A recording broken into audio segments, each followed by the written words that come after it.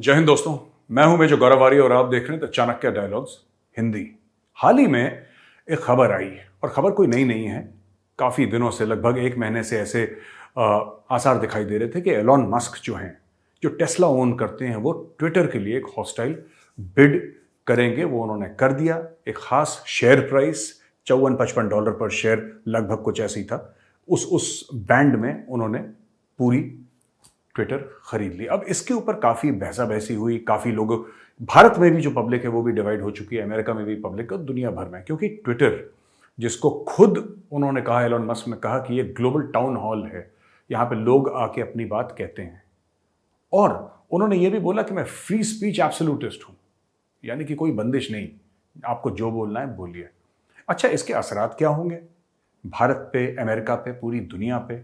Free speech का मतलब क्या है? हमारे साथ हैं कृति उपाध्याय जी, वॉशिंगटन डीसी से हमें ज्वाइन कर रही हैं। ये स्ट्रेटेजिक एडवाइजर हैं एंड फॉर्मर ये पॉलिसी एनालिस्ट थी वॉशिंगटन बेस्ड थिंक टैंक के लिए। कृति जी, जय हिंद, नमस्कार और बहुत बहुत स्वागत है हमारी शो में आपका। जय हिंद, बहुत बहुत शुक्रिया मेजर साहब मुझे बुलाने के लिए। जी कृति जी, बात बताइए, अमेरिका में क्या बातचीत हो रही है पॉलिसी सर्कल्स में? क्योंकि आपका एसोसिएशन थिंक टैंक से भी रहा है और आप जिस सर्कल में प्रोफेशनली मूव करती हैं वो थिंक टैंक्स का सर्कल है, और इंडिया यूएस पॉलिसी के बारे में वहाँ पे लोग क्या सोचते हैं इसके बारे में कि क्या एलॉन मस्क ने जो टेक ओवर करा है, is it good for free speech, is it bad for free speech, और maybe I am just being I am just being very binary in this whole thing, इसमें greys भी हैं कुछ। आपका क्या analysis है? देखिए, पहली बात तो दरअसल जिस तरीके का पोलराइज्ड वर्ल्ड है, हर चीज बाइनरी ही हो जाती है। तो दो तरीके की चीजें आ रही हैं अभी। एक तरफ तो लेफ्ट है, एक तरफ राइट है, लेकिन ज्यादातर बातचीत जो है वो विनियमों के, जो रेगुलेशन जिसे हम कहते हैं, उन्हीं के इर्द गिर्द है।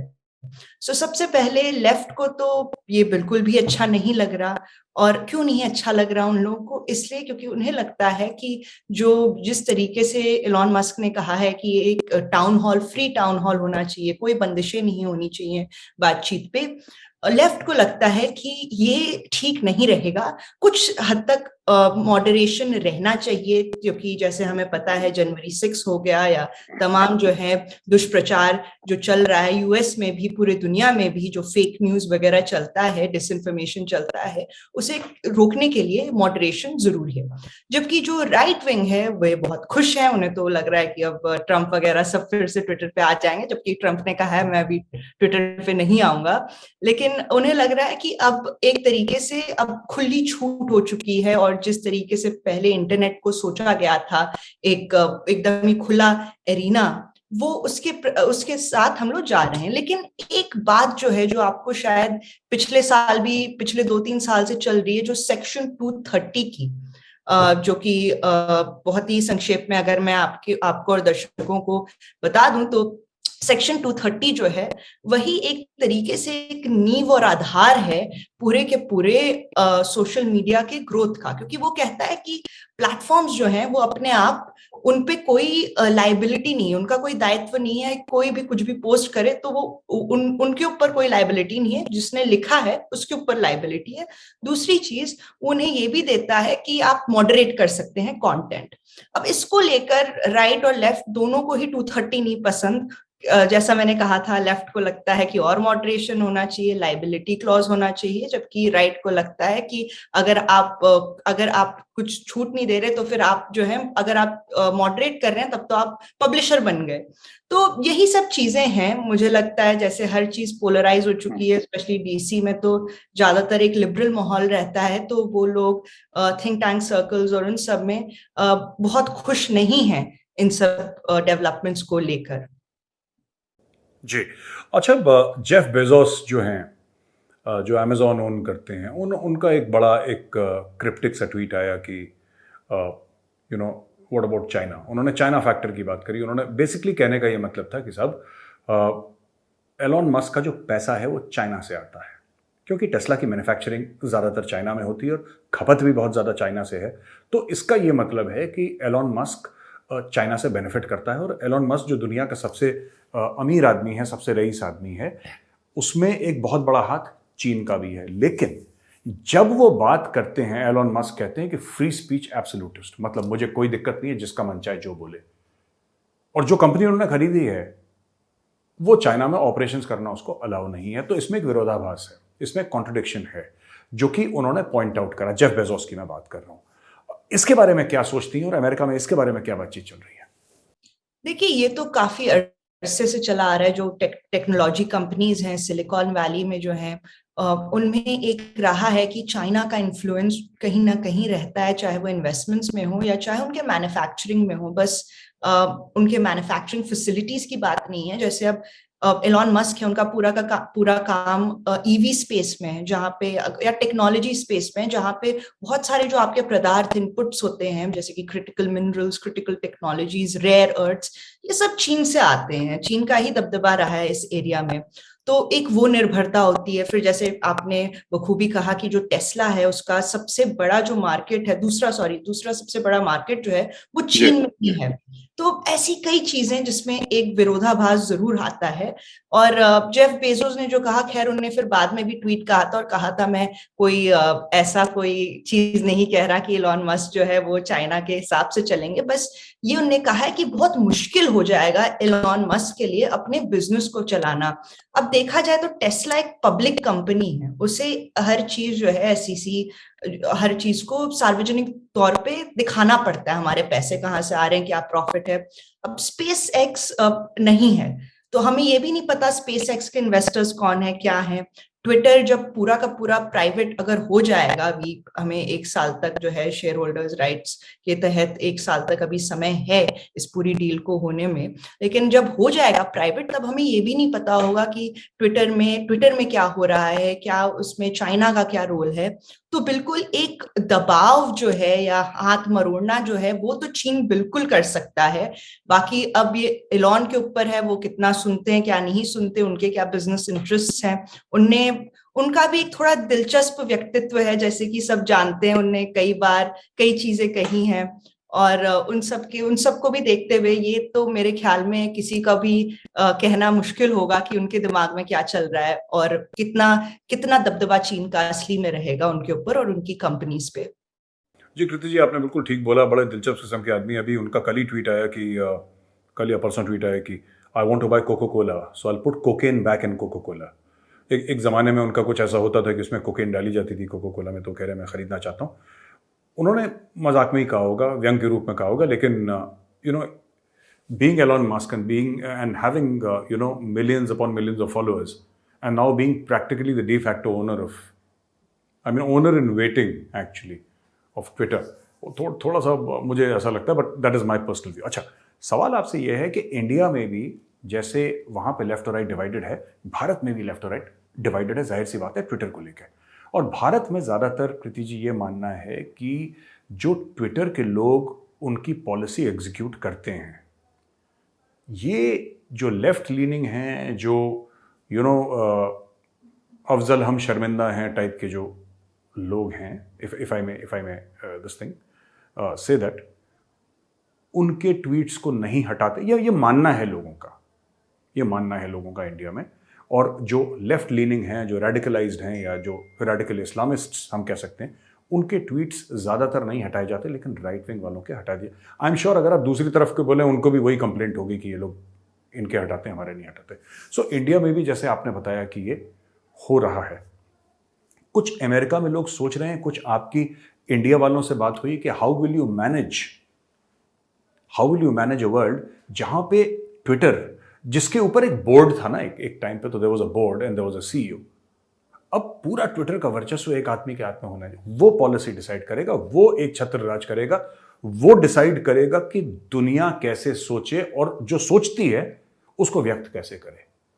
I don't by this entire notion of कि फ्री स्पीच एब्सोल्यूटिस्ट। तो ऐसा कुछ होता नहीं है, ना कोई होने भी देगा इसको, वरना तो दंगे फसाद हो जाएंगे, राइट्स हो जाएंगी, ऐसे तो लड़ाई झगड़े होंगे दुनिया भर के। लेकिन आपको ऐसा नहीं लगता कि this is also a fact?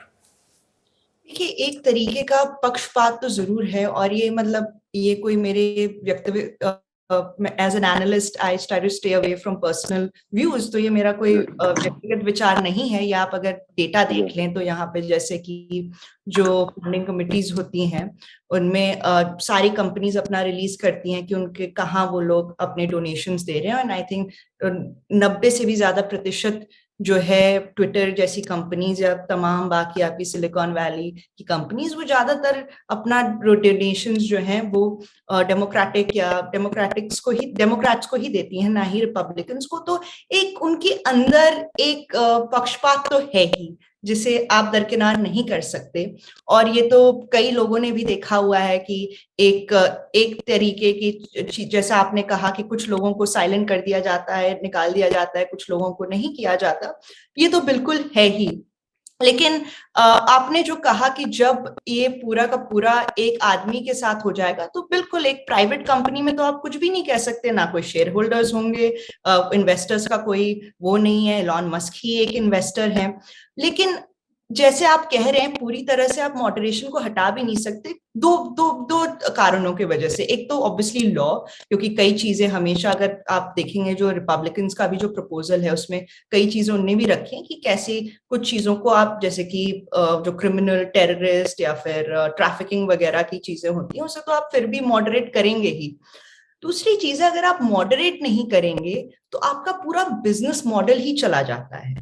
अभी 90% से भी ज्यादा जो रेवेन्यूज या जो पैसे आ रहे हैं ट्विटर को वो विज्ञापन से आ रहे हैं। और कोई भी विज्ञापन दाता जो होता है, एडवर्टाइजर होता है, वो ऐसे प्लेटफॉर्म पे विज्ञापन नहीं देगा जहां पे कुछ भी हो रहा है। उन्हें एक मॉडरेशन चाहिए, क्योंकि जब कुछ भी होगा तो फिर लोग भी वैसे ही होंगे। कई लोग शायद छोड़ भी देंगे, ऑलरेडी कुछ लोग ट्विटर छोड़ रहे हैं। तो सबसे पहले तो ये देखना दिलचस्प होगा मेरे लिए कि ये कैसे एक कंप्लीटली फ्री ट्विटर बनता है और फिर बिजनेस मॉडल क्या होता है। क्योंकि ये एलॉन मस्क ने अपने भी पैसे डाले हैं, कोई कम पैसे नहीं डाले, 13 मिलियन अपने डाले हैं, 25 मिलियन तक का लोन दिया है, जिसमें अगर आप देखें तो 25 बिलियन तक का लोन लिया है, 13 बिलियन अपने डाले हैं, जिसमें अगर आप देखें तो 1.1 to 1.5 बिलियन तो इनका बस ब्याज ही हो जाएगा, जिसे हम अगर इंडियन रुपीज में देखें तो मेरे ख्याल में 770 करोड़ या 1000 करोड़ तक पर साल। और ट्विटर आज तक प्रॉफिटेबल हुआ नहीं, आई थिंक सिर्फ 2018-2019 में इन्हें कुछ प्रॉफिट किया था 1 बिलियन तक का। लेकिन शेयर प्राइस जो पहले आईपीओ में 50 था, अभी भी उतना ही जब 50 के करीब है, और जो सेल भी हो रही है वो 54 पे हो रही है। तो ये देखना दिलचस्प होगा कि ये मॉडरेशन के बगैर या बिजनेस मॉडल कैसा ये लेके आते हैं। जहां तक इंडिया की बात है तो इंडिया में मेरे ख्याल से और कई जगह पॉलिटिक्स में, पॉलिटिकल एरिना में ट्विटर का बिल्कुल एक इफेक्ट तो होगा ही।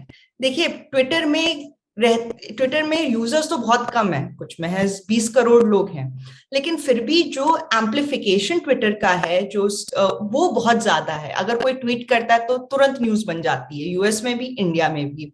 और जो बॉट्स हैं ये सब भी बहुत है। इलॉन मस्क ने बोला है वो बॉट्स को हटा देंगे, फिर उनने कहा है वो फ्री स्पीच करते हैं, लेकिन हमने खुद देखा है उनने खुद कुछ अकाउंट्स को ब्लॉक किया हुआ है। उनकी एक बहुत सेंसिटिव है वो, कोई कुछ बोल देता है तो एकदम रिएक्ट कर देते हैं। तो अगर उनका जब खुद की कंपनी होगी तो वो सब कैसे होगा किसी को भी नहीं पता। तो देखते हैं, अगर बहुत ज्यादा चेंजेस आएंगे ट्विटर में तो मुझे लगता है कि लोग भी उस प्लेटफॉर्म को छोड़ देंगे। लेकिन अभी जिस तरीके से ट्विटर है उसका इन्फ्लुएंस तो बहुत है पॉलिटिक्स में, पॉलिटिकल सर्कल्स में। Kriti ji, I want to pick your brains a little more. मैं ये जानना चाह रहा हूँ आपसे कि आपने बिल्कुल ठीक कहा, तकरीबन 20 करोड़ ट्विटर यूजर्स हैं, लेकिन उसका जो इन्फ्लुएंस है वो आउटसाइज्ड है, ये हम लोग डिनाई नहीं कर सकते। या जो बाइडन हैं या नरेंद्र मोदी जी हैं या कोई भी वर्ल्ड का लीडर, सबसे पहले उनकी खबर आती है ट्वीट से। ये एक एक्सेप्टेड नॉर्म हो गया है।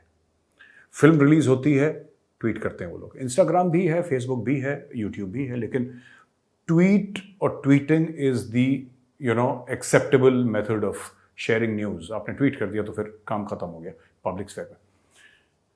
मैं नेशनल सिक्योरिटी पर्सपेक्टिव से मेरा ये सवाल है कि इतनी इन्फ्लुएंशियल कंपनी, जिसको एलॉन मस्क खुद कहते हैं कि ग्लोबल टाउन हॉल है, इतनी influential company, America based, headquartered in America, और अब उसके ऊपर चाइना का इन्फ्लुएंस होने के पूरे पूरे, जिसको कहते हैं कि ऐसे हमें ऐसे in the sense that it is going towards that direction. जैसा आपने पहले भी अपने सवाल में जवाब दिया था कि भाई टेस्ला की मैन्युफैक्चरिंग ज्यादातर चाइना में है, it is the second largest market for China. तो देखिए मैं क्यों कह रहा हूं, अलाउ मी टू एक्सप्लेन। कृति जी, ऐसा है कि मेरा ये कहने का मतलब है कि चाइना तो इसी पे चाइना का राज है कि खुद के लोगों को ट्विटर ना इस्तेमाल करने दें, फ्री स्पीच को दबा के चाइना राज करता है अपने लोगों के ऊपर, राइट। वही चाइना को अब एक they have gained an entry into the United states. मैं ये कहना चाह रहा हूं, उनको एक बैकडोर एंट्री मिल, हम लोगों को एज्यूम करना पड़ेगा, we have to assume the worst. और मैं इंडिया चाइना रिलेशंस के तासुर में भी आपसे सवाल पूछना चाहता हूं, do you think it is a national security threat अगर वो लोग एलोन मस्क को दबाएं या उसके ऊपर प्रेशर डालने में कामयाब हो गए, जो कि जाहिर सी बात है वो करेंगे, चाइनीज करते हैं ऐसा, चाइनीज छोड़ते नहीं है। आपका क्या थिंकिंग है इस मामले में? देखिए, हम लोग को या लोगों को लग रहा है कोई बहुत बड़ी बात कि चाइना का इन्फ्लुएंस आ जाएगा, लेकिन ये तो बस एक कंपनी आप देखें, और ये तो यूएस गवर्नमेंट ने रिपोर्ट्स निकाली हुई हैं, ये पूरे का पूरा सार्वजनिक तौर पे है कि कितनी सारी यहाँ पे यूनिवर्सिटीज, यहाँ पे नहीं वर्ल्ड ओवर, लेकिन आप जब यूएस का सोचते हैं तो आपको ताज्जुब होता है। एक जो एक कैपिटलिस्ट लिबरल स्पेस में आप देख लें कितनी सारे कल्चरल सेंटर्स, यूनिवर्सिटीज, यहाँ पे चाइना का बहुत बड़ा इन्फ्लुएंस है। आप ये तो यूएस गवर्नमेंट ने खुद माना है और उन्होंने कहा है कि हमें इसके लिए कुछ करना पड़ेगा। तो ये कोई नई बात नहीं है, ना ही कोई ताज्जुब की बात है ये, क्योंकि अब हर कोई बात कर रहा है, इतनी बड़ी कंपनी है, एलॉन मस्क सबसे रिचेस्ट आदमी है, इसलिए थोड़ा फोरफ्रंट में ये सब चीजें आ गई। लेकिन चाइना का इन्फ्लुएंस कंपनीज में और यूएस स्पेस में या बाकी कंट्रीज में ये कोई नई बात नहीं है। और जब चाइना कहीं आता है तो वो एक कहते हैं ना स्ट्रिंग्स अटैच्ड जरूर रहता है। आप देख लें जैसे यहाँ पे जो कल्चरल सेंटर्स या यूनिवर्सिटीज हैं, वहां पे वो लोग अपने तरीके की जो स्टडीज हैं उसे प्रमोट करेंगे, कई चीजें जो हैं उन्हें पढ़ाना अलाउ नहीं करेंगे। जैसे कंपनीज हैं, जब सिलिकॉन वैली वगैरह की जो कंपनीज हैं, क्योंकि उनके इतने इंटरेस्ट हैं चाइना में, इन्वेस्टमेंट्स उनके जो निवेश लोग करते हैं वो, और मार्केट के लिए भी, कि उन्हें भी लगता है जब भी कोई गवर्नमेंट, 1-2 साल पहले का आप याद करिए, जब गवर्नमेंट बहुत यूएस गवर्नमेंट बहुत चीन के खिलाफ बातचीत करना शुरू कर रही थी कि हम ये रेगुलेशंस लाएंगे। जैसे इंडिया ने तो काफी किया है, एप्स बैन कर दिए, ये सब बैन कर दिया। जो निवेश आते हैं उन्हें एक सिक्योरिटी क्लियरेंस से गुजरना पड़ता है। यूएस में भी थोड़ा बहुत ये शुरू हुआ था और हो रहा है, तब बहुत बैकलैश आया था कंपनीज से, बहुत ज्यादा। जबकि कंपनीज भी बहुत आईपी, जो इंटेलेक्चुअल प्रॉपर्टी के लिए, जो टेक कंपनीज के लिए सबसे इंपॉर्टेंट चीज है, सबसे महत्वपूर्ण चीज है, उनके लिए तो आईपी बहुत बड़ा मुद्दा है। लेकिन फिर भी उन्हें जो है, उन्हें लगा नहीं, हमारे जो सबसे जो इंटरेस्ट हैं वो सबसे ज्यादा इंपॉर्टेंट है। उन्हें अपने आईपी का भी उतना नहीं लगा। उन्होंने सोचा चलो इसे हम लोग किसी ना किसी तरह मैनेज कर लेंगे, अगर हमारा आईपी चोरी होता है तो हम लोग वहां ज्यादा आईपी नहीं भेजेंगे। तो वो लोग अपने हिसाब से मैनेज कर रहे हैं, और एक चीन का इन्फ्लुएंस तो है, और उसमें नेशनल सिक्योरिटी इम्प्लीकेशंस भी हैं। ये तो हमने इंडिया में भी बात की थी, आपको याद है वो जब मोबाइल फोन वगैरह की बात हो रही थी, फिर आर्मी ने ये भी बोला कि अब ये फोन्स हम लोग यूज नहीं करेंगे, एटलीस्ट आर्मी में और एटलीस्ट हमारे फोर्सेस में। यूएस में भी यही है कि कई चीजें जो हैं वो उनने भी कुछ 2-3 साल से एक कंट्रोल्स करना शुरू किया है, लेकिन उतने कंट्रोल्स नहीं। मुझे लगता है एक नी जर्क रिएक्शन तो जरूर आएगा, और वो ऑलरेडी हो रहा है। कल ही टेस्टिफाई किया, और फिर होमलैंड सिक्योरिटी ने कहा कि हम लोग एक डिस इंफॉर्मेशन गवर्नेंस बोर्ड बना रहे हैं।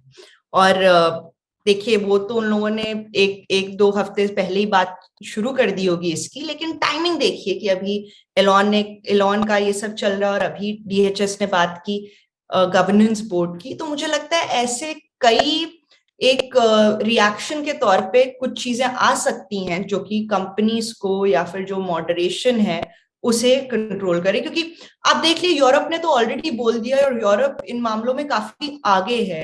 यूरोप जो है कंट्रोल करने में, मॉडरेशन के चलते, या फिर tech companies, big tech companies का क्या इन्फ्लुएंस है। उनने काफी कोशिश की है कि वो लोग अपने GDPR के तहत कंट्रोल कर सकें, और उन्होंने कह दिया कि देखिए आप मतलब एग्जैक्ट शब्द नहीं, मतलब लेकिन जो भी उन्होंने कहा है, I'm just paraphrasing, कि आप एलॉन मस्क तो जो भी करना चाहते हैं कर सकते हैं, लेकिन हमारे यहाँ तो उन्हें हमारे रूल से प्ले करना होगा।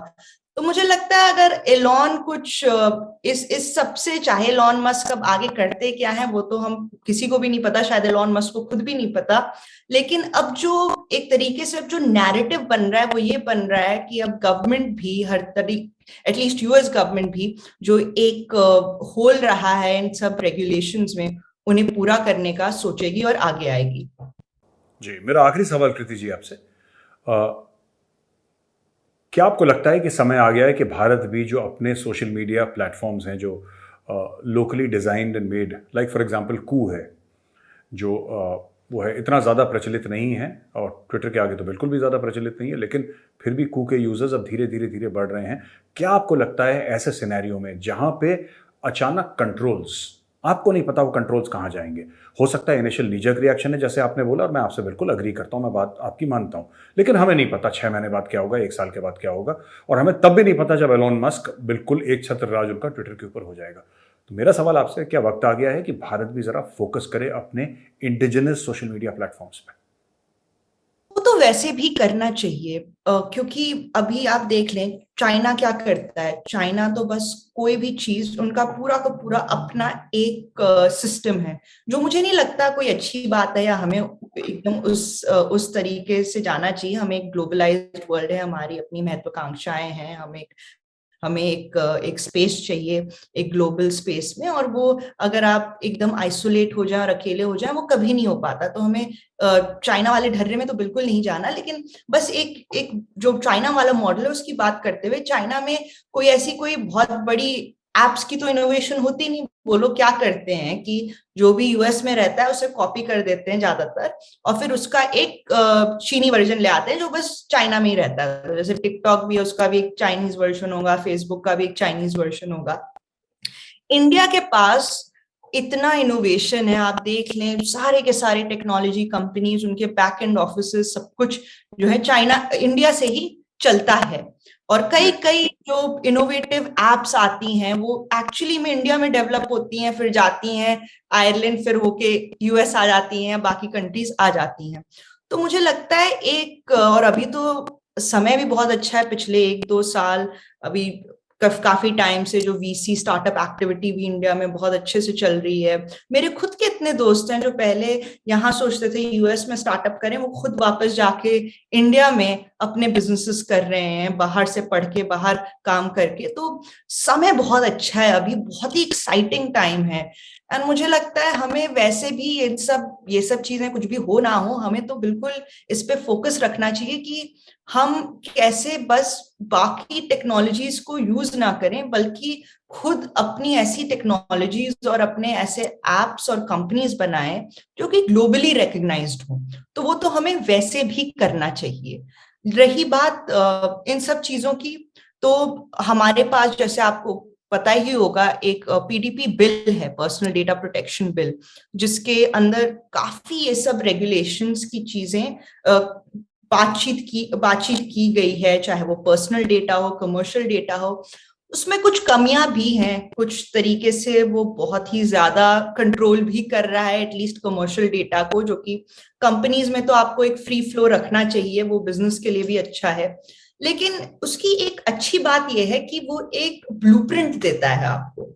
एक, जो मैंने कहा ना कि अभी ये सब चीजें, जब पहले इंटरनेट आया, इंटरनेट तो अभी काफी यंग ही है एक तरीके से, और जब आया तब ज्यादातर यूएस से ही आया, और तब ये कहा गया कि अभी हम लोग जो है इसे छूते नहीं ज्यादा, अभी कुछ रेगुलेशंस नहीं डालते, अभी कोई विनियम नहीं डालते, क्योंकि क्या होगा वरना जो स्टार्टअप्स हैं, जो इनकी ग्रोथ है वो कम हो जाएगी। और फिर होते होते अब क्या हो गया कि एक पूरा का पूरा गैप हो गया है।